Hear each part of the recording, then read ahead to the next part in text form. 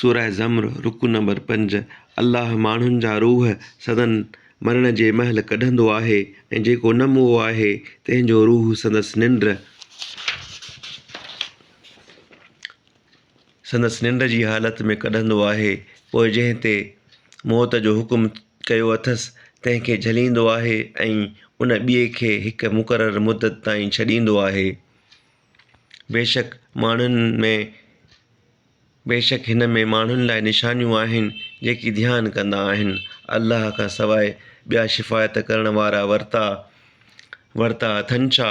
खेनि चयो त जेतोणीकि उहे न की कुझु इख़्तियार रखंदा हुजनि ऐं न की सम्झंदा हुजनि त बि शफ़ायत कंदा छा?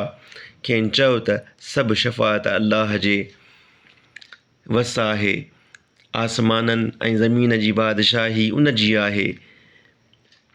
अव्हीं वरी ॾांहुंसि मोटाइबो ऐं जॾहिं अकेले अल्लाह जे नाले खे यादि कबो आहे तॾहिं जेकी आख़िरत खे न मञींदा आहिनि तिन जूं दिलियूं टहंदियूं आहिनि ऐं जॾहिं अल्लाह खां सवाइ ॿियनि खे यादि कबो आहे तॾहिं उन्हीअ महिल उहे सरहा थींदा आहिनि।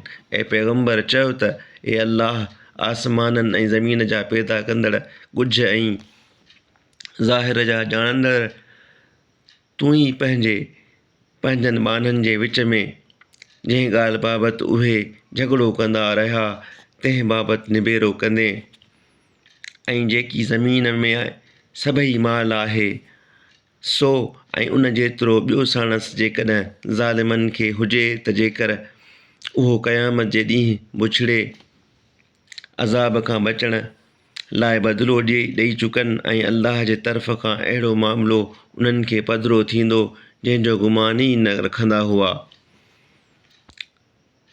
ऐं जेकी बुछड़ायूं कमायूं हुआऊं से उन्हनि खे पधिरियूं थींदियूं ऐं जंहिं सज़ा जूं ठठोलियूं कंदा हुआ सा खेनि वेढ़े वेंदी। पोइ जेकॾहिं माण्हूअ खे का औखाई पहुचंदी आहे तॾहिं असांखे सॾींदो आहे। वरी जॾहिं उनखे पाण वटां का नेमत ॾींदा आहियूं तॾहिं चवंदो आहे त उहा रुॻो पंहिंजी सम्झ सां जा मूं में आहे, मूंखे ॾिनी वई आहे। ईअं न आहे, बल्कि उहा नेमत परख आहे, पर उन्हनि मां घणा न ॼाणंदा आहिनि। बेशक खाइनि अॻियनि में बि इहा ॻाल्हि चई हुई। पोइ जेकी करतूत कयाऊं थे तिन खाइनि कुझु बि मुसीबत न टारी। पोइ जेकी कमायूं तंहिंजूं बुछड़ायूं खेनि पहुतियूं ऐं हिननि मां बि जेकी ज़ालिम आहिनि तिन जेकी कमायूं तंहिंजूं बुछड़ायूं खेनि सिघो ई पहुचंदियूं ऐं उहे आजिज़ करण वारा न आहिनि। न ॼातो अथनि छा